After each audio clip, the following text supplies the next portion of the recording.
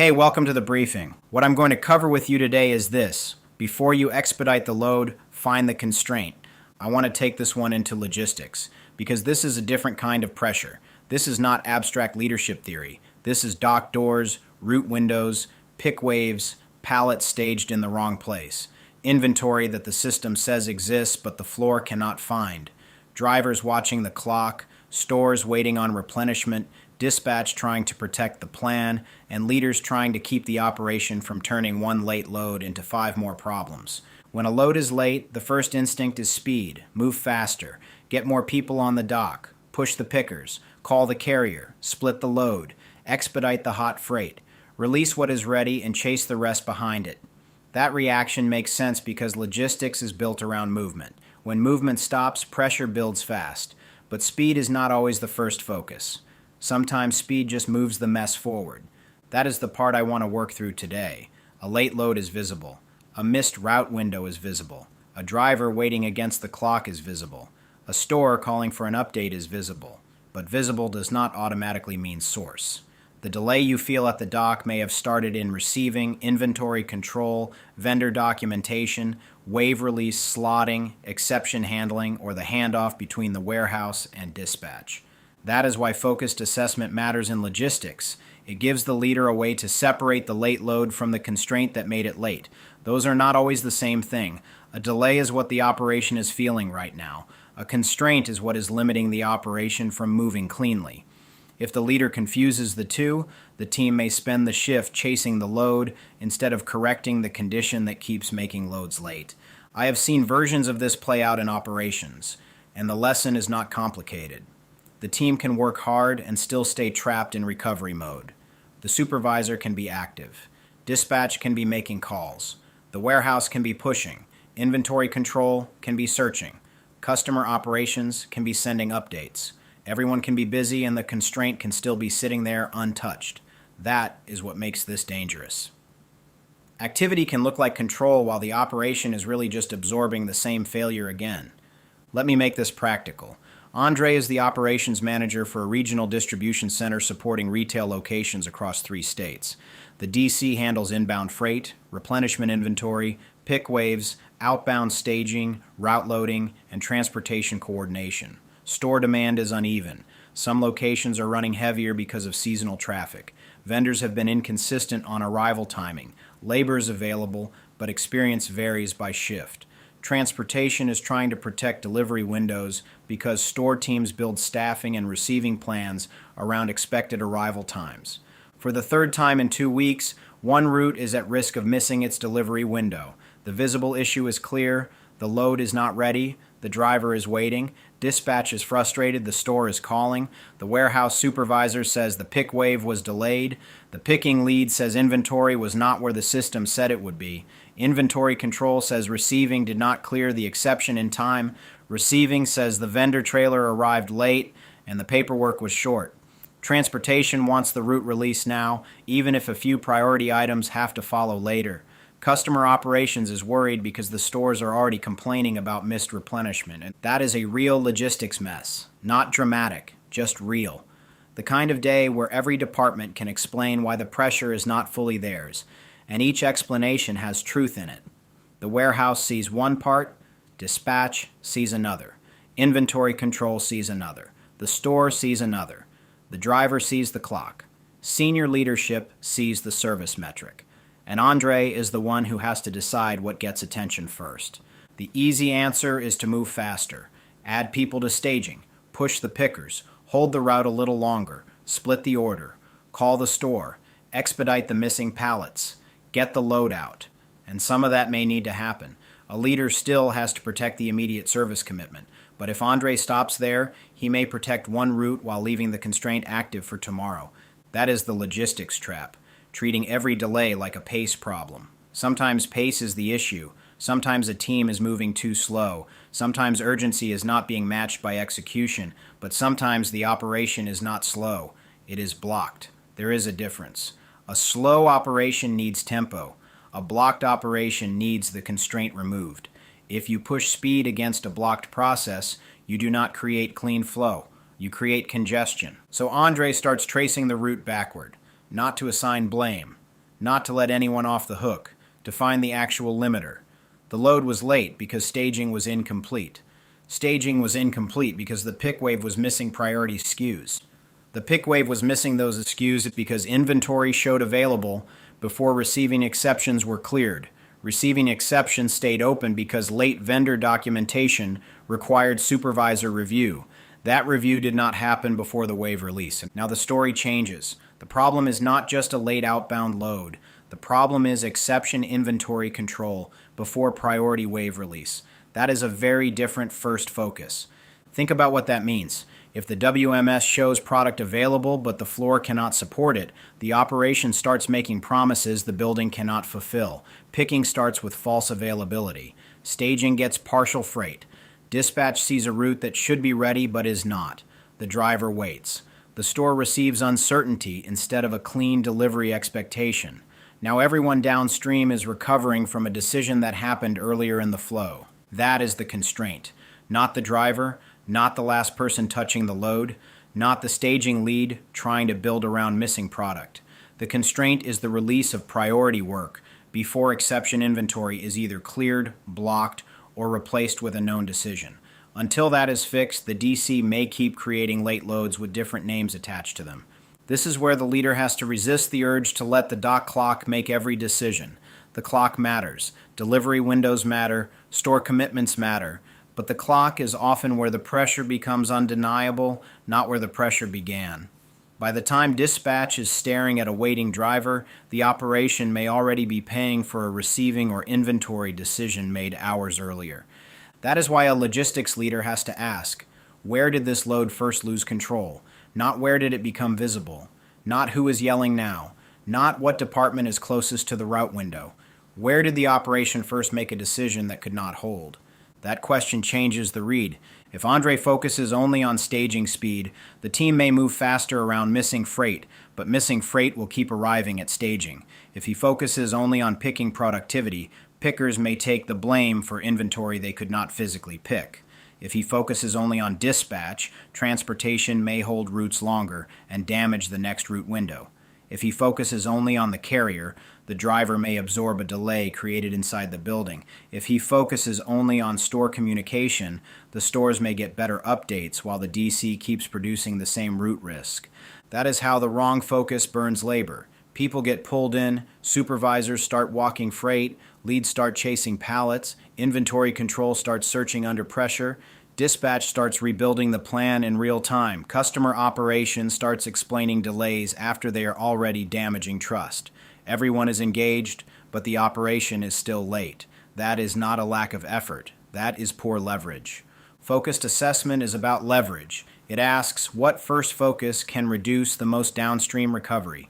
In Andre's case, the first focus is exception inventory control before priority wave release. That does not mean he ignores the late route. It means the correction is aimed at the point, creating repeated disruption. Now the conversation gets cleaner.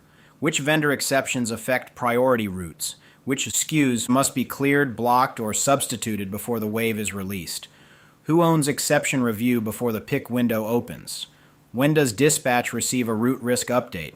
What condition stops a wave from releasing with false availability? Which stores need early notice before the delivery window is already in danger? That is different than telling everyone to hustle. It is more precise. It gives the operation a pressure point.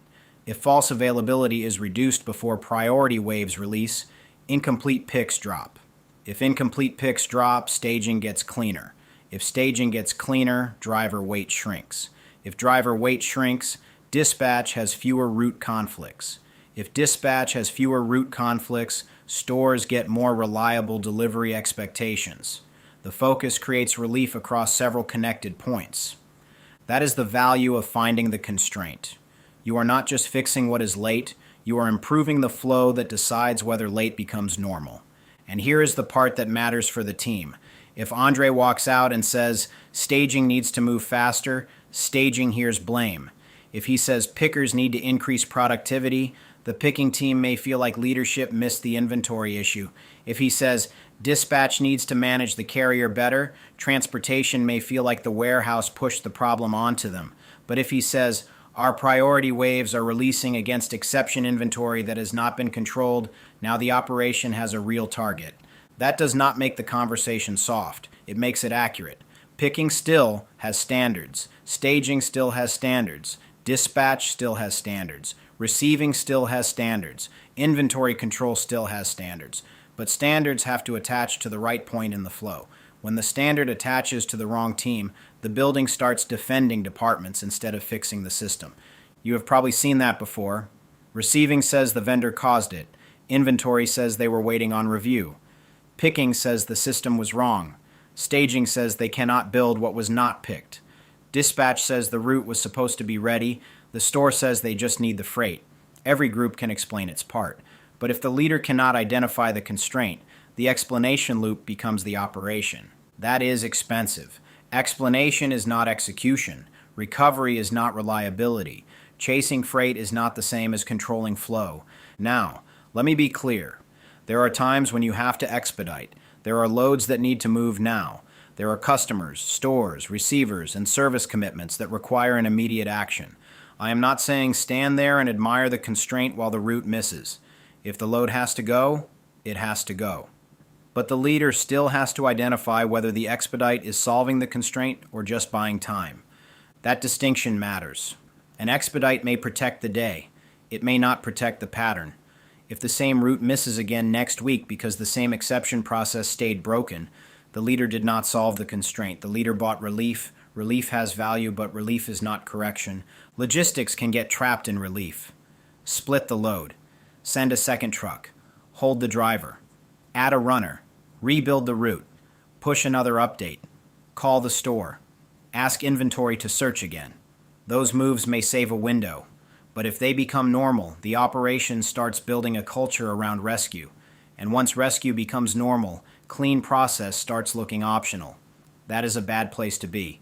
The team starts expecting exception handling to carry the operation.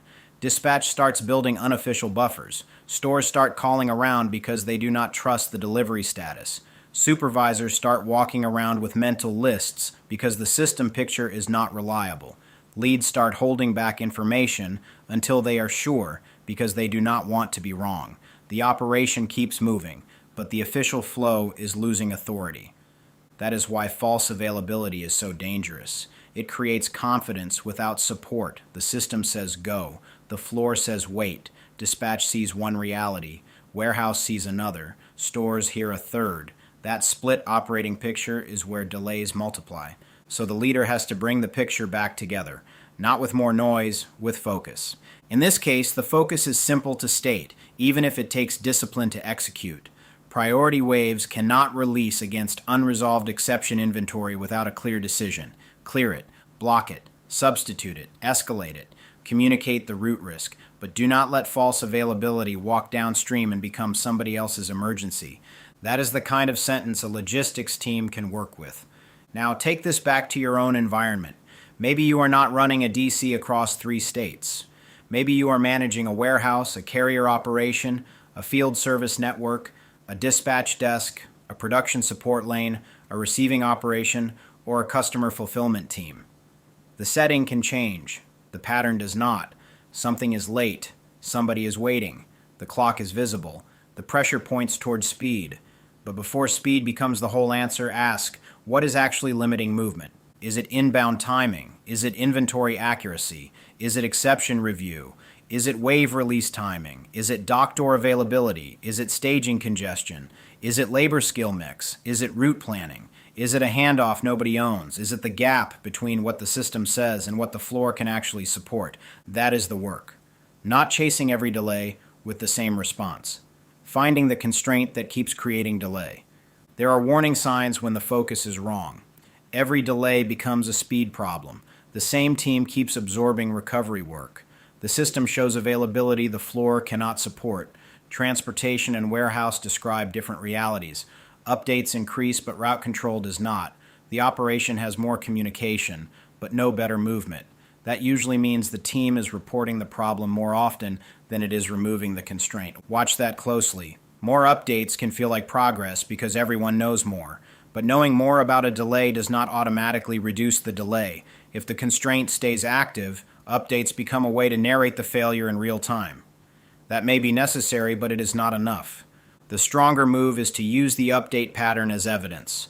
What keeps getting reported? Where does the same risk keep appearing? What team keeps getting pulled into recovery? What exception keeps appearing before the miss? What point in the flow keeps creating downstream work?